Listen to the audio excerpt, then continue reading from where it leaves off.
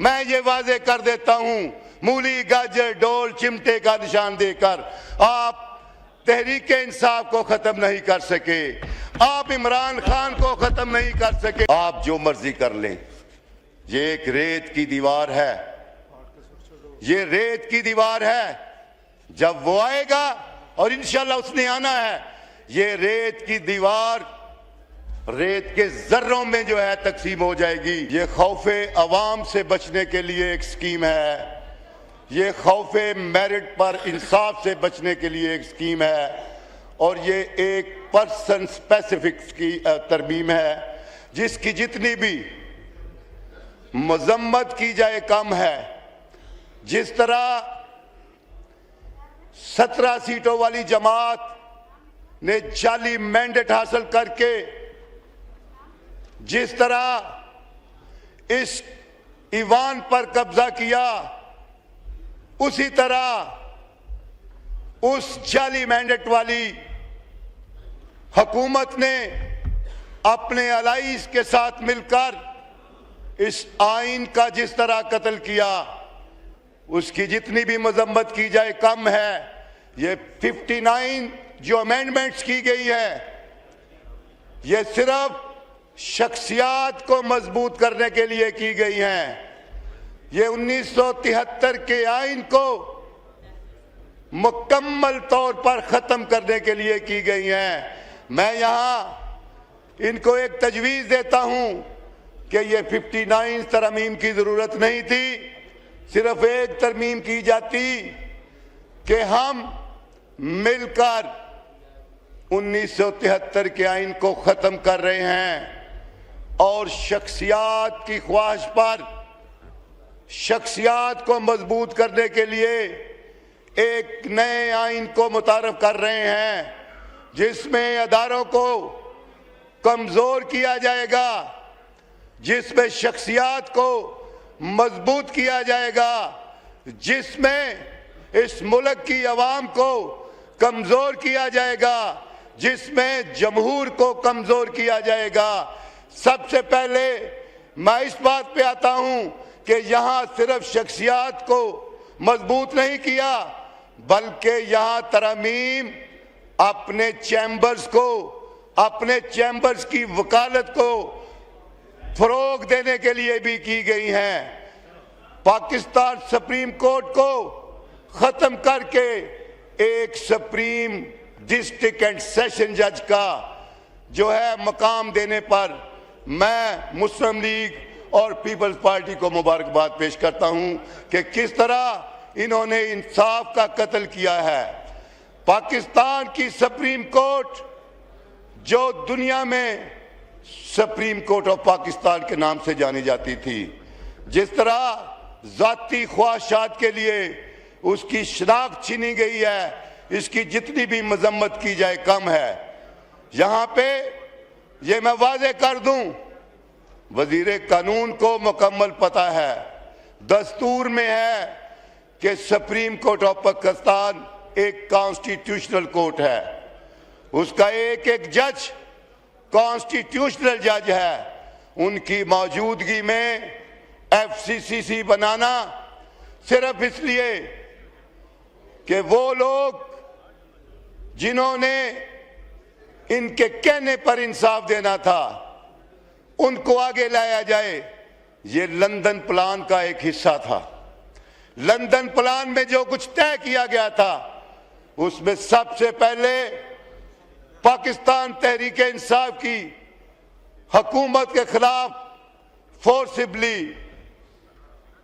Vote of no confidence लाया गया, बहुत से मेंबरान को लोटा बनाया गया। उसके बाद क्या किया गया, काजी फायज ईसा को लाकर उस जमात को खत्म करने की साजिश की, उसका निशान छीना गया। फिर उसी काजी फायज ईसा ने मजीद सहूलतकारी की और 26वीं और अब 27वीं आईनी तरमीम का रास्ता हमवार किया, जब 63A की जो है गलत तशरीह करते हुए एक बार फिर हार्स ट्रेडिंग की गई, और उस हार्स ट्रेडिंग के नतीजे में किस तरह उन्हें मजबूर किया गया कि उन्होंने अपनी वफादारियत तब्दील की। फिर 26वीं आईनी तरमीम लाई गई और उसके तहत एक ऐसे जज को जो तीसरे नंबर का जज था उसको सुप्रीम कोर्ट का चीफ जज बना दिया गया और जो अहल सीनियर मोस्ट जज था मंसूर अली शाह उसको पसे पुश डाल दिया गया। उसी 26वीं आईनी तरमीम की रोशनी में एक आईनी बेंच निकाला गया जिसका सरबराह एक ऐसे शख्स को बना दिया जो डिक्टेटेड फैसले अनाउंस करता है, जिसने मखसूस नशिस्तों का फैसले को रिव्यू करके 17 सीटों वाली उस पार्टी को जिसका जबरदस्ती मैंडेट दिया गया और फिर उसको 2/3 मेजॉरिटी से नवाजा गया। मैं आपको रिक्वेस्ट करूंगा कि कॉन्स्टिट्यूशन में बड़ा क्लियरली लिखा है कि जजेस के कॉन्डक्ट को आप नहीं कर सकते। मैं जजेस के फैसलों को सर कंडेम कर रहा हूँ, जजेस के फैसलों को कंडेम कर रहा हूँ। अगर फैसलों की जात में पंच कर दूंगा, अगर जजेस के फैसलों में आपने बात की, मैं विद ड्यू रिस्पेक्ट, मैं वकील हूँ, आई नो वेरी वेल, मैं स्पीकर हूं, आप अगर वकील हैं, मैं जजेस के फैसलों को कंडेम कर रहा हूं। आप फैसलों को कीजिए, नाम ना लीजिए। मैं जजेस के फैसलों को कंडेम कर रहा हूं। अगर उस कंडेमनेशन में कोई जुडिशियल अफसर उसकी जात में आता हो तो मैं नहीं रुक सकता। किस तरह उस बेंच ने एक डिक्टेटेड फैसले के जरिए मखसूस नशिस्तों के फैसले को रिव्यू किया और फिर जो लूट से लगी वो आपके सामने है। आईनी कोर्ट एक मुफाद के लिए बनाई गई है जिसमें रिटायर्ड लोग शामिल होंगे, जिसकी उम्र 68 की ईयर की गई है। जनाबे वाला, ये सिर्फ इसलिए की गई है कि मनपसंद लोगों को लाकर पाकिस्तान तहरीक इंसाफ को खत्म किया जा सके। लेकिन मैं ये वाजे कर देता हूं, मूली गाजर डोल चिमटे का निशान देकर आप तहरीक इंसाफ को खत्म नहीं कर सके, आप इमरान खान को खत्म नहीं कर सके। मैं यहां पर एक मिसाल कोट करूंगा। अभी रिसेंटली बार काउंसिल के इलेक्शन हुए हैं, वहां पर जिस तरह रियासती मशीनरी इस्तेमाल हुई, वहां पर जिस तरह लोगों को डराया धमकाया, आपको तो उसके खिलाड़ियों को नहीं हरा सके, आपने इमरान खान को क्या हराना है। मैं समझता हूं जब आर्टिकल 2000 में जो तरमीम की गई है जजेस ट्रांसफर, वो लटकती हुई तलवार है जिससे जजेस को मजबूर किया जाएगा।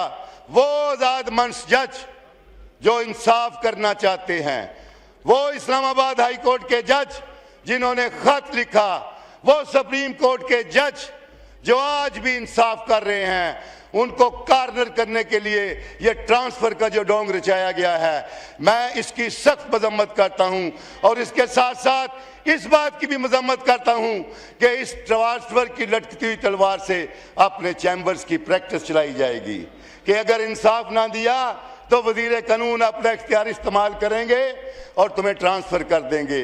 अगर ये फैसला हमारे हक में ना दिया तो तुम्हें वहां सिर्फ ट्रांसफर के आर्टिकल 200 में जो तरमीम की गई है वो आजाद मंच जजों को ब्लैकमेल करने के लिए, अंडर प्रेशर लाने के लिए की गई है कि उनको, और साथ साथ ये कहा कि अगर कोई वो बात नहीं मानेगा तो फिर उनके खिलाफ आर्टिकल 209 का इस्तेमाल होगा।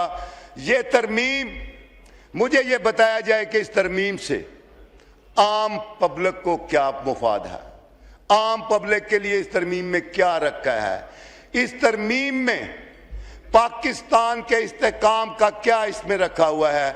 ये सिर्फ इसलिए कि अपने मनपसंद फैसले हासिल किए जाएं, इसलिए कि आप उन जजेस को डराएं धमकाएं, अगर आपके डराने धमकाने में ना आए तो आप उनकी ट्रांसफर करें, अगर वो ना माने तो उनको घर भेज दिया जाए। ये इंसाफ का कत्ल है। 59 अमेंडमेंट्स में, मैं यहाँ वजीर कानून साहब बैठे नहीं जी, थैंक यू, मेरी बात पूरी मुकम्मल होने दे, मुकम्मल कर लें आप बात। ये कॉन्स्टिट्यूशनल अमेंडमेंट है, इस पे सैर हासिल बहस होनी चाहिए। ये 59 अमेंडमेंट्स मैंने नहीं की, ये आपके जो है वजीर कानून ने किया है। मैं एक एक अमेंडमेंट पे बहस करना चाहता हूं, ये मेरा हक है।